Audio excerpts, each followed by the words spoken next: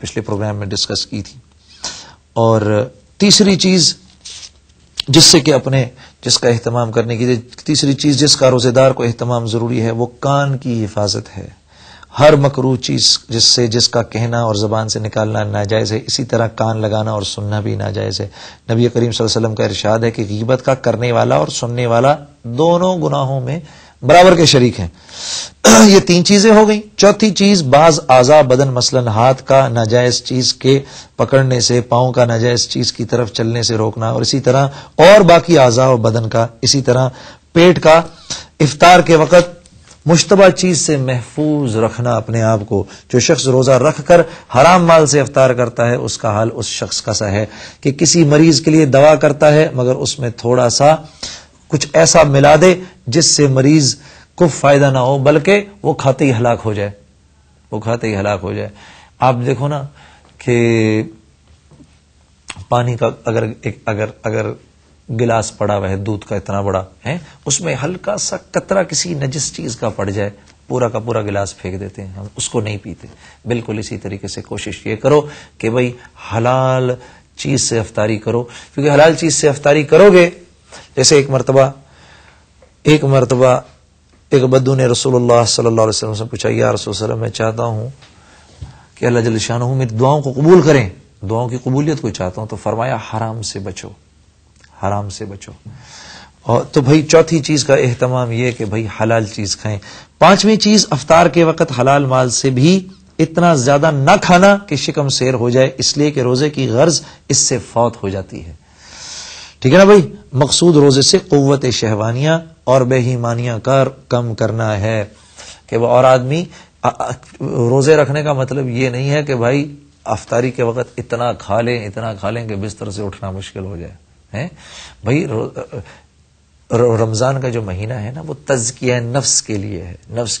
نفس جو ہے نا یہ بڑا عجیب ہے، یہ بدبخت بڑا عجیب ہے. ایک مرتبہ اللہ جل شانہ نے نفس کو جب پیدا کیا نا تو پوچھا، یہ بتا تو کون ہے اور میں کون ہوں؟ اس نے کہا تو ہے اور میں ہوں. اللہ نے 100 سال اس کو جہنم میں جلایا، پھر باہر نکالا، پھر پوچھا بتا میں کون ہوں؟ کہا تو ہے میں ہوں. اللہ نے پھر 100 سال اس کو جہنم میں جلایا، پھر پوچھا اب بتا. اس نے کہا تو ہے میں ہوں. اب اللہ جل شانہ نے اس کو 100 سال بھوکا رکھا. تو جب 100 اس کے بعد پوچھا کہ اب بتا میں کون ہوں؟ کہا تو میرا رب ہے. یہ کمبخت جتنا بھوک سے قابو میں آتا ہے نا اور کسی چیز سے قابو میں نہیں آتا. تو پتہ چلے کہ افطاری کا جو ٹائم آیا اس میں اتنا کھایا کہ وہ سب کیا کرایا جو تھا اس پہ پانی پھر گیا. تو یہ 5 چیزیں ہو گئی. اور چھٹی چیز جس کا لحاظ روزے دار کے لیے ضروری فرماتے ہیں وہ یہ ہے کہ روزے کے بعد اس سے ڈرتے رہنا بھی ضروری ہے کہ نامعلوم یہ روزہ قابل قبول ہے یا نہیں. اور اسی طرح ہر عبادت کے ختم ہونے پر نامعلوم کوئی لغزش کچھ ایسی ہو گئی ہو کہ اللہ کے یہاں یہ پتہ نہیں میں نے تو اپنی طرف سے پورا کیا تھا، اور ڈرتے رہنا چاہیے کہ پتہ نہیں اللہ جل شانہ نے میری اس عبادت کو قبول کیا کہ نہیں.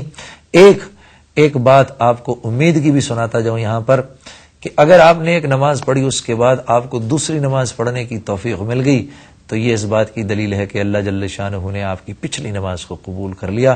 ڈرتے کرنا ہے اور کرتے ڈرنا ہے. اگلے پروگرام تک کے لیے آپ سے اجازت لیتا ہوں. آئیں آپ کو ایک نعت سناتے ہیں. السلام علیکم ورحمۃ اللہ وبرکاتہ.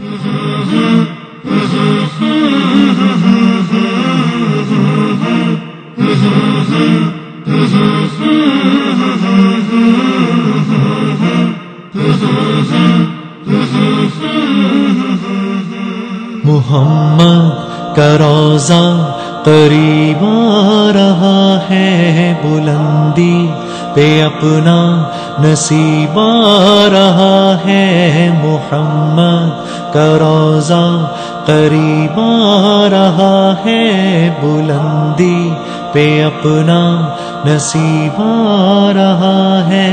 فرشتوں یہ دے دو پیغام ان کو، خبر جا کے دے دو ان کو. فرشتوں کے خادم تمہارا سعید آ رہا ہے کہ خادم تمہارا سعید آ رہا ہے.